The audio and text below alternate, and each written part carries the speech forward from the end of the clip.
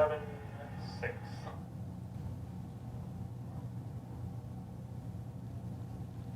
Welcome to the Happiness Jungle TV show. I'm your guest host, CammieBaker.com, and one of my dear friends is our guest today. Jerry Caruso actually reached out to me on LinkedIn. So, high tech meets high touch. You can meet people through social media, but you have to be willing to talk to them. So Jerry reaches out to me on LinkedIn and said, hey, I'm with Comics for a Cure. You do some of this purpose-driven marketing stuff. We should talk. And we sat at Panera's and been best buddies ever since. Days. It was days. It was days. They were looking for me. No. Yeah, that's true. We just 2.5 hours, whatever it was. It just flew right by. So how often do you do that? You get on LinkedIn and just stalk people and reach out to them like that? I do it legally. No. If I see someone, like there was a woman tied into veteran suicide, fighting veteran suicide, so I friended her and see if, like they're national, but see if they did anything locally or see if they wanted to tie in and do something. So I'll just try to look that way. So it's not always. You're one of the lucky ones. I was one of the lucky ones. Oh. No, because, but it's true, because it's like, you know, who's going to take that gamble and say like, oh, yeah, sure, I'll meet you, you know, but you mean in a public place and daylight and stuff like that. And well, and now that we've met, I've learned so much about who you are and what you do, and I just wanted to share you with our audience. Oh, that's nice. So talk about how you got started with, well, Comics for a Cure or whatever you want to talk about. It originally started from just getting started in comedy and just doing my thing back in 1993. So many shows later, probably in 1994, probably a little over a year later, my friend, I did a show for benefit for AIDS research. We did good, and he was impressed, and he goes, hey, why don't we get together? We should do something further with this. I go, like what? He goes, well, let's talk. Came over to my house, coffee, breakfast, made it. I'm domesticated. And he goes, we should do more of these. You go, comedy can tie into any kind of event you want to do, because people can do so much of music and DJs and dances and stuff like that. Comedy's so different, you know. And he says, how do we do it? I go, oh, no, an hour and a half for a show, if not more. Tie in raffles, tie in 50-50, you know, incorporate music if you want to, food if you want to, snacks. And it's a win-win. He goes, well, what do we call it? He goes, Comics for something. I go, for a Cure. I just roll off my tongue. Ever since then, we've been doing shows. I can't tell you how many, you know, everybody goes, what is it average? I go, oh, it could be anything between 1 and 4 times a month that we do it. And as I'm driving here, I got a text to do something for some woman's having a hard time and paying bills, and she thinks she can fill a room full of 200 people, but that's what she says. And I was like, okay. And I want to help her out. And she's an old friend from way back. She came to one of my shows because she remembered me from years ago. And it's like, oh, it's me, Brenda. I go, oh, hi. And I was like, I mean, I meet so many people. And I'm willing to help her out and trying to give her tips on how to do it. And, you know, she's ready to go after big halls. Like, just tell them you got no money, but you're going to make them money from the bar. Or if they have food, same deal. They're going to make out like bandits. She goes, really? And so I use that formula to pass on to different people. So ever since 1994, we've been going strong, Comics for a Cure. Anywhere, pretty much. Mostly, you know, some in Maine, a few in New Hampshire, a lot in Mass. Dotted a few in Rhode Island, but it's like we're willing to go anywhere just to help people out. And where's the furthest you've gone? Furthest I've gone had to have been the middle of Maine. Could have been Augusta. It could have been anywhere. I was thinking there. Vegas or something. No Vegas shows? Vegas, yeah. Oh, yeah, sure. Vegas, I wish. But you know, like we went into Rhode Island a couple of times, and you know, they enjoyed it. I mean, there's so many comedy groups out there, so there's like people look at things and they see, you know, I won't name names, but they'll see names. They go, oh, that sounds like the right one, but they have to disseminate the difference between the 3 of us or 4 of us that do it, and whether it's price-wise, talent-wise, organizational-wise, because there's some that do it that do minimal amount. They'll say, we'll give you a place. We'll get you the comics, and you do the rest. Well, so give us maybe three things people should be looking for when they're wanting to hire your group or a group like yours. A good cause, and if they know they're going to have a good draw, because some people will pull things out of the air and say, I'm thinking of doing this, and it's a rare kind of cause, and you get a minimal amount of people. So you have to have, a good cause, that's, you hate to say sellable, but it has to be sellable and people have to know it, There's the American Cancer Society, which is pretty viable, American Heart Association, so forth and so on. But if I go to people with different causes, like someone had surgery, or someone's fighting cancer, or someone fighting MS, someone's having some kind of surgery to do with diabetes or whatever, then we'll do it. Those localized causes are great because, as you know, you focus on family and friends, and it can go further. But so I try to guide them. So another thing they need is like, if they have a location to work out of. Someone can easily say, well, I want to do something in Nashville. It's like, okay, where do you want to do it? What night do you want to do it? And you always have to look out for if some people already do regular comedy shows out of the area. Like Manchester's tough because there's a prominent group up there. Nashville can be tough because there's a girl that does shows out of there too. So you don't want to step on toes, but you don't want to be in competition. Because if someone's established, they'll go to that comedy show. Well, I would think you would have a whole list of venues by now of places that are willing to open their place up for. Yeah. But I try to see what they have, because there's always someone that says, oh, I know this guy that owns this restaurant. He'll give it to me. He has a great function room and so forth and so on. Or my buddy owns a bar, and he says, anytime, any place, we can seat 125. So I try to see if they have a location too, because yes, I can try to find it, but I can't guarantee anything. Whereas if they know somebody in their local, they'll look at me like, where are you from again? Gardner, Mass. What? Where are you from again? And the name of the place that has your TV show is? Oh, Athol? Yeah. Everybody chuckles at that. Yeah, Stop. It's true. So, so what makes your group different than the others? We try to offer as much help as possible. Like everybody who's on the show will try to promote it via Facebook. And I know Facebook is just another tool to use to promote things with. So that's a good one. But I won't help with design. I'll give them a basic design. Like I'll put the comics, headshots and a little blurb about them, instead of them going through paragraphs and saying like, what do I use? And they use the wrong thing. You use the right things. I give them advice on where to go, different ways how to sell tickets, because, I get involved so much without trying to throw myself to the mercy of the wolves, but I do anyway. Well, we've even talked about, bringing some purpose-driven marketing into it, getting businesses involved. Absolutely. So, when this woman that you're talking about that's having a hard time, to introduce me to some big businesses in that area, those businesses can help promote the event to help her, but it also helps their business. To let the community see them as a contribution. It's so important because, businesses can stand out. Like you say, pillars of the community, however you want to put it. They stand out and say like, oh, look at, we help this, or, we believe in fighting cancer, or we believe in fighting MS, or we have people that deal with it, or we know of people. So it's really a good thing. It's a great idea, and that's why I'm glad I connected with you, because you have a lot of ideas, whereas I have the basics. I'll tell them what to do. I'll say, you can approach businesses. I go, you can approach companies and say like, do you want to be a corporate sponsor? Well, all we have in our budget is X amount of dollars. Well, with that X amount of dollars can pay for this. Or I always tell them, don't go in blind, but tell whatever place you're going to, look at, I'll bring you business, but I can't afford to pay a fee to rent. And be like, well, what am I going to get out of it? Exposure, look good in the community, introduce new people to your establishment.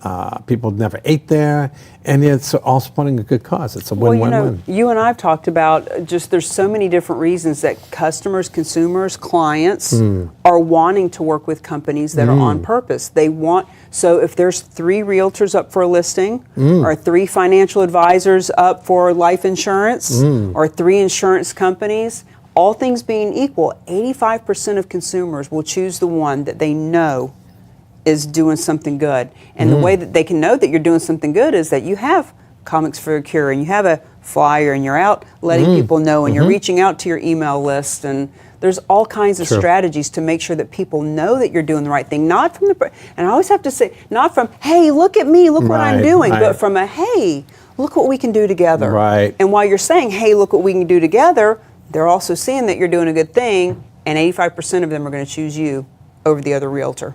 And it's always good to have a place that has food and beverage. Listen to me. But because people, it's a night out, and you make it kind of affordable. See, I always look at the demographics, because I know in my town, if I sold tickets, it shouldn't be more than $15 a ticket. But there's the next town over, I could do 25 easily, because the per capita, it's so different. What they make with, the standards of living that they go by are so different. And you go to the next town, it would drop down, but you go to the next town ahead of that, it'd be more again. Well, and also it depends on the cause. Right. Like, what is it for? Sure. Because if it's for something they've never heard of or somebody they've never heard Yep. of, that's one thing. But when it's a local child that just got cancer, or Yep. a cop that got shot or something, like true. that's so different. So, you were just sharing with me before the show started about an event you just did. Yeah, we just did an event in Fitchburg, Massachusetts called Operation Stomp Out Veteran Suicide. And this guy, Bill McMahon, drove it with Terry Locker, and they both worked together at a car dealership. And they drove it, they got donations, they got, financial donations as well. And they sold tickets that night, they did raffles, and they're tied in with a group called Mission 22, but they try to prevent veterans from committing suicide, offer them services, look at the telltale signs, and try to do that. And at the end of the night, we were near $19,000 that we raised. That's a lot of money. And that's with just two guys running around asking people for things. And, imagine if there was a connection through someone like you, you can guide them bigger and better, because, they were hoping to do close to 20,000. Hey, they reached their goal pretty much. Yeah. It was like 18 and change, like 18.6 or something like that, which is pretty good. And he goes, I wish I could have done better. I go, what, are you kidding me? I go, that's phenomenal. No, if one life gets saved, it was Yep. worth it. And I think it turns out with the fees or how much you have to spend, it could have been 3. I think it was, because they thought they had only 12,000, and then they counted everything afterwards, or they tabulated everything, and it was like I said, 18.6. So I think that could equate to like maybe 3, and it's like, and there's more groups that see that, and they turn around and say like, wow, I could do the same thing, and hopefully they can. But you have connections with many different businesses and companies, entrepreneurs and people that want to do stuff, and sometimes they don't know how to do it. That's so true. And even when I'm working with somebody, we talk about going out and looking for help. So, for example, I had an event in Nashua, and a TV show. We were having a celebration of the guests that we'd had on the show last year, and we wanted it to be in Nashua, had to be in this town because we wanted to keep business here. So we put out to social media that we needed a place that would hold about 75 people to do this guest appreciation, and we said that we were going to give, not proceeds, we weren't taking up money, but we were going to take up donations for Bridges of Nashua, which is a domestic violence. Wow. So a friend of mine introduces me to a guy, Felix, who owns an Italian restaurant here in town. Long story short, I go meet with him. He gives us the space for free. He gives us the food, he feeds everybody for free, and he reaches out to all of his vendors, and he gets cases of toilet paper and paper towels and things donated to the domestic violence place. And the best part is, Jerry, on my way out, somebody I just met, just did all for just money out of pocket, gave me a hug and said, thank you for giving me the opportunity to help. Because there's so many people that want to do something, but they don't know what to do. Right. And when so I'll share with my clients and say, listen, when you go and you actually give people the opportunity to be a contribution, you're not begging them for help, you're giving them help. Right. You're helping them. Oh my God, that's so true. It's such a shift of mindset. So, when you guys come in and do your comedy, there's just so many different people that are benefited. Yep, that's true. And they looked at it like it was so hard because they made it, I would have told them to plan the logistics differently, but it still worked. Comedy was early. It was like doors open at 5 and comedy was at 5:30. And wow, that's early, isn't it? Yeah, that is early. And then they had speeches at 7 o'clock till 7:15. And then music came on for almost an hour and a half or so. It was all good, but the problem is, I always say, like when they started with comedy, people coming in, they were conversing. People hadn't seen anybody in a while. They were old friends that graduated with him and with Bill, and they're all talking. So when we're trying to do the show, people talking, and I'm not getting mad at them because I know that's what you get. But if you had it like an hour for people to congregate, it's totally different. Then they do it and they go, okay, by the way, we're gonna have a show, and in such and such a time. It'll be shortly, and in a half hour you give them the warning, and then they're all ready for it. Don't get me wrong, it still worked, but if you gave them time to chit chat, then people have a few in them. You hate to say it, but it's true. And they have a few in them, and they give more because they're having a good time.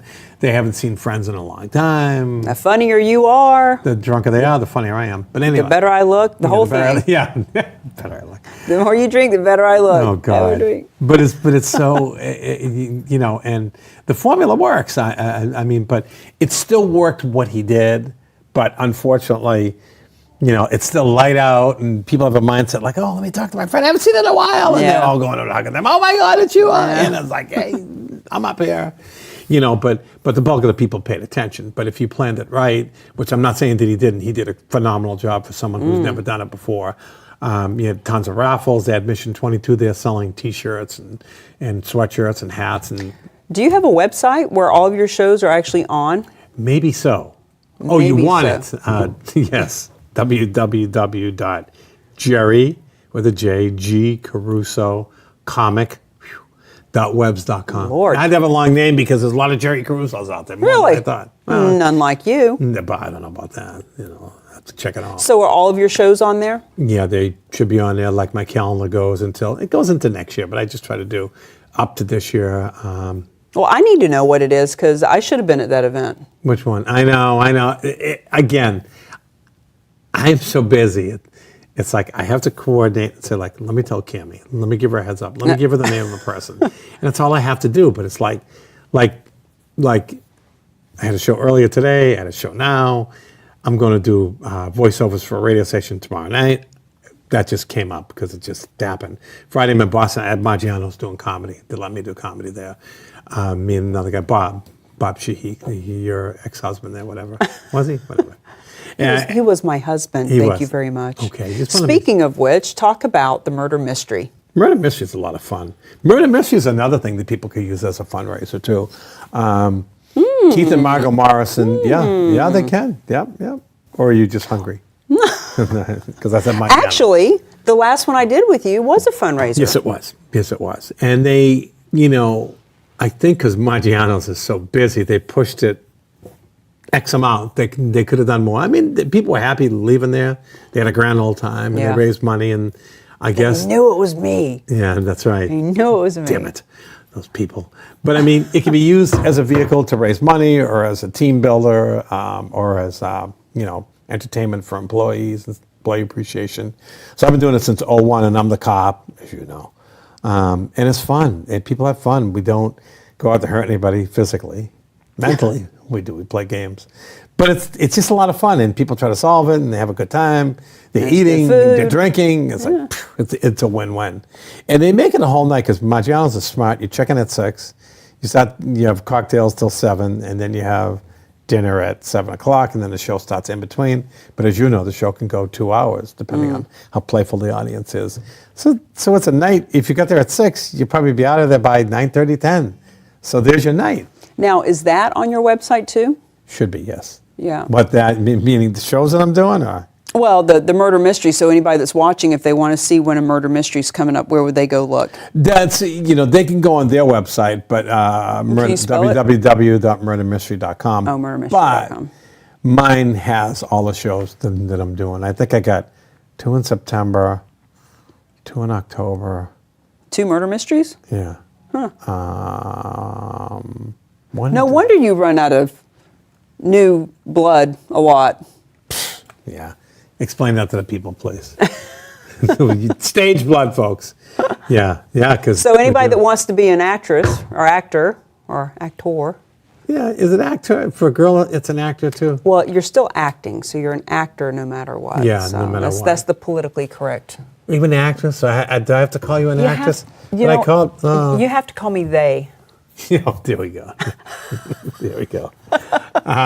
You have to be politically correct. But that's fun too, because people could use that as a fundraiser too, like of a company. I never would have thought of that, and I was just one. Sometimes I don't think of that, but it really does, and it can work, and they would work with you on rates. I can't quote what they do, and you saw how our shows go. It's all pure acting. And you could bring people to someplace in Nashua to do a murder mystery. Definitely.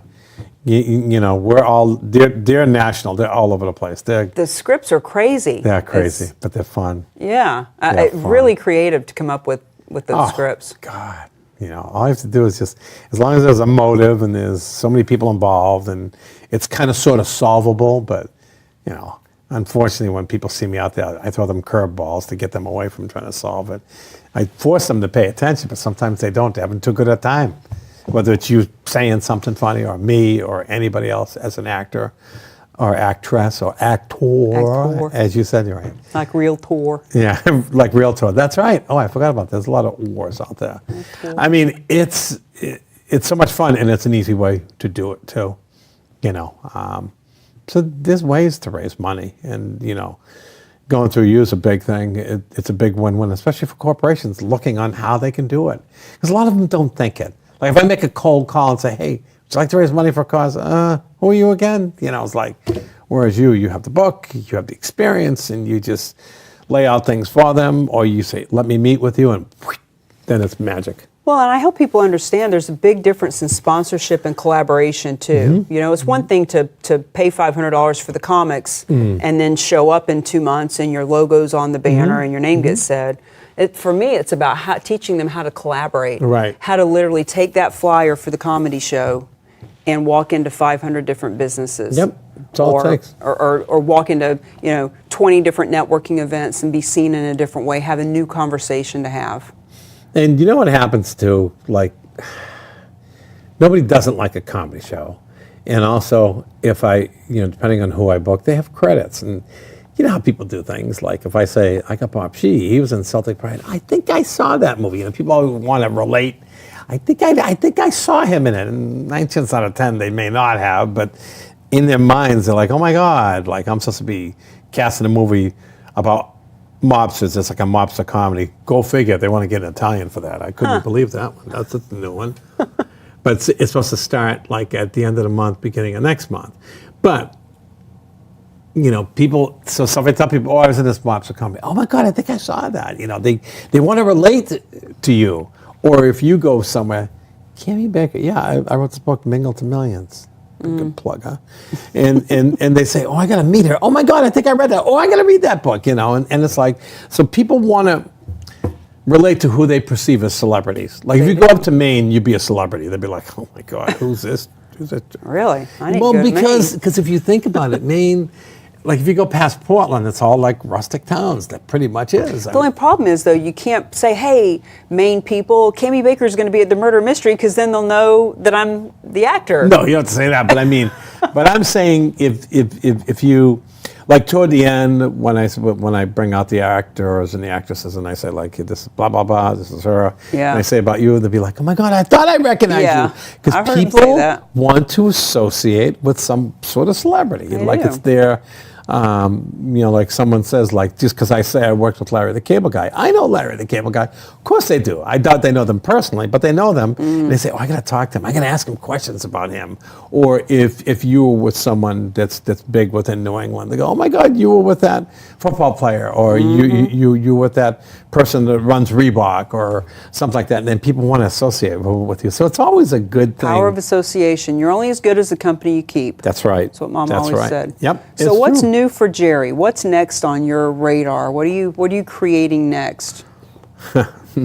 Like I said, I'm supposed to cast in a movie. I'm going to be swimming in my own pool of blood. That's kind of a nice thought. Oh. Well, it's an Italian way, but that's the. But I mean, they said you're giving away the plot. You're swimming in your own blood. That means no, I could be in a blood bank. I don't know. But I know, but that wasn't a big catch and get me. But it's like it's supposed to be a mobster comedy. That's one thing.